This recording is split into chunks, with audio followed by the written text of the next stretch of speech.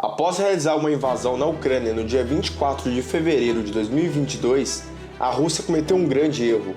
Putin não esperava que a Rússia levasse tanto tempo e não acreditava que os países ocidentais, especialmente a OTAN, iriam fornecer tantos equipamentos e ajuda financeira à Ucrânia. Neste vídeo, discutiremos como a invasão da Ucrânia pela Rússia pode ter sido um grande erro na história do país e quais são as possíveis consequências para o futuro próximo. Para entender o erro cometido pela Rússia, precisamos voltar ao passado e entender sua história.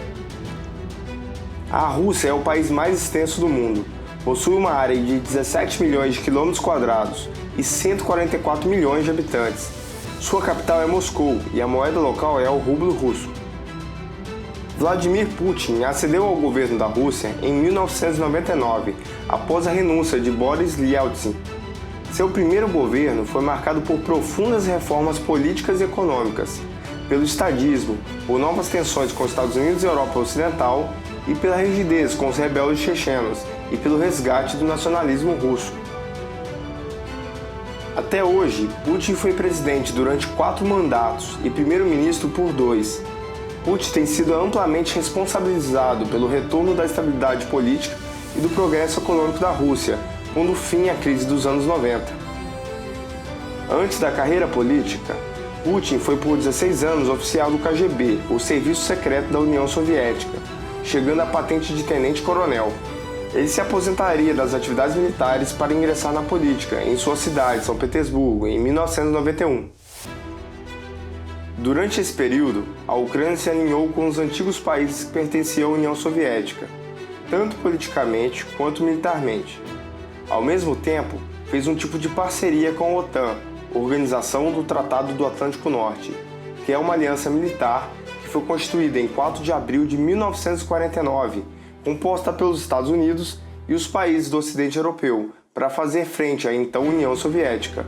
Ou seja, a Ucrânia tentou agradar os dois lados. Em 2013, por pressão da Rússia, o governo ucraniano desistiu de um acordo que poderia pavimentar a entrada do país na União Europeia. Isso levou a uma onda de protestos conhecida como Euromaidan, que levou à queda de Viktor Yanukovych, aliado de Putin. Em 2014, a Rússia invadiu e anexou a península da Crimeia, a qual havia sido cedida à Ucrânia na era soviética. Apesar da região ter russos como a maior parte da sua população, ali também vivem ucranianos e tártaros. Após a anexação da Crimeia, foi desencadeada uma série de ataques de grupos pró-Rússia na região de Donbass, no leste da Ucrânia. Segundo o governo e países europeus, estes separatistas tiveram apoio militar da Rússia. A Ucrânia contra-atacou os separatistas, o que gerou uma guerra civil que só foram amenizadas com o Acordo de Minsk.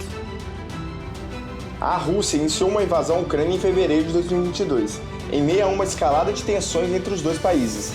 Desde então, a situação na Ucrânia tem sido muito tensa e a guerra tem se intensificado em vários frontes. Putin e seus generais presumiram erroneamente que poderiam invadir a capital, Kiev, em questão de dias e depor o governo, e para isso enviou cerca de 200 mil soldados para esta ofensiva. Após o revés em sua tentativa, suas metas de campanha foram drasticamente reduzidas, depois que suas tropas bateram em retirada, em Kiev e Chernihiv. O objetivo principal se tornou então a libertação de Donbass, que consiste nas regiões ou oblastes de Luhansk e Donetsk, no leste da Ucrânia. Em agosto de 2022, a Ucrânia iniciou uma contraofensiva na região de Kherson e logo em setembro na região de Kharkiv. Já em novembro, a Rússia, percebendo que não teria como segurar a contraofensiva em Kherson, ordenou que suas forças abandonassem a única capital regional que tinha capturado até o momento. Também já é noticiado que uma nova contraofensiva ocorrerá a qualquer momento. A Ucrânia, desde 2022, passou a receber diversos equipamentos novos, além de que o país teve diversos batalhões recém-treinados na Europa, o que foi comprovado pelos documentos vazados pelo governo americano. Especialistas militares dizem que é só questão de tempo para a Ucrânia retomar seus territórios perdidos, já que este ano a Rússia praticamente não avançou sobre o seu território e a Ucrânia tem utilizado disso para enfraquecer as tropas russas. Aproveitando, se quiser saber o porquê a Ucrânia irá vencer essa guerra, basta clicar no link acima ou na descrição do vídeo.